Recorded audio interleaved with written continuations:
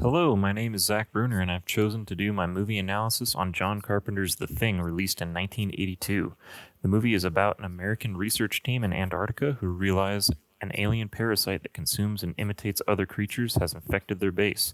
The crew is picked off one by one, and the survivors become paranoid and aggressive towards each other as no one knows who is real or the alien. The lead of this movie is Kurt Russell, who plays the helicopter pilot R.J. McCready, along with a cast of 11 other actors in supporting roles playing the various members of the research team. The first scene I want to analyze is the dog in the hall scene. The scene starts as a full shot facing a husky dog coming out behind a door at the end of a hallway. As the husky moves down the hallway and closer to the camera, it reaches a medium shot / medium close-up. It's a dog, so it's hard to judge.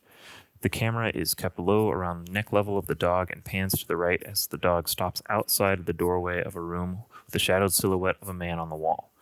The sound is what really helps make this scene. It's completely quiet except for the wind blowing and Stevie Wonder's Superstitious playing. The lighting is overhead with mid-shadows cast on the husky and objects in the hallway. There is a bright blue light that gets cast on the dog's face as it pauses before entering the room with the shadow of the man. The colors are muted gray and green and transition to cool blues when the room comes into frame. I think the greens in this case are used to give a sense of sickness and suspicion towards the dog, and the blue over the man in the room foreshadows something unfortunate.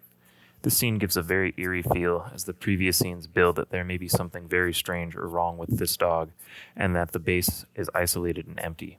It does a great job building suspense and confusion for the rest of the movie, and there is a great contrast in building this unsettling feeling with something as lively and carefree as Stevie Wonder playing. The camera stays low, and although the husky has a smile on its face, it still gives a predatory feel as if the dog is hunting or searching for something.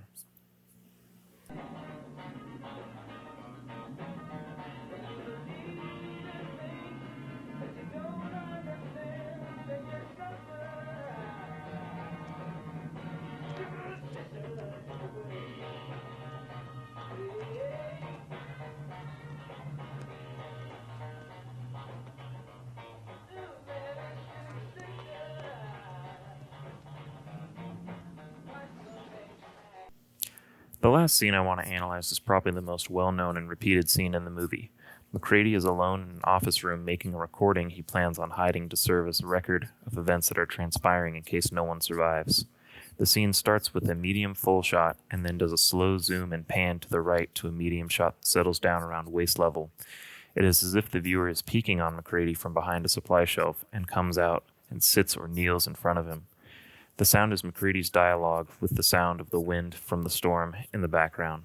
Towards the end of the scene, an ambient string sound builds tension. The lighting is very dramatic. The main key light is coming from a desk lamp angled towards McCready, casting hard shadows.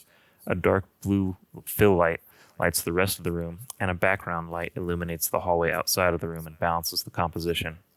The mood is sadness, hopelessness, despair, and loneliness. This is the scene that foreshadows that there might not be a happy ending. The protagonist might not survive. Much of the shot is cast in blue, with blue or completely black shadows. McCready is looking tired, worn, slouched on the chair, drinking whiskey. There's a desk lamp, a bottle of whiskey, the glass of whiskey, tape recorder, and revolver in front of him. McCready is looking towards the gun through the entire scene. As the camera pans, it casts the bars of the supply shelf over the open doors, showing a kind of trapped feel. I'm gonna hide this tape when I'm finished. If none of us make it, at least there'll be some kind of record. The storm's been hitting us hard now for 48 hours. We still have nothing to go on.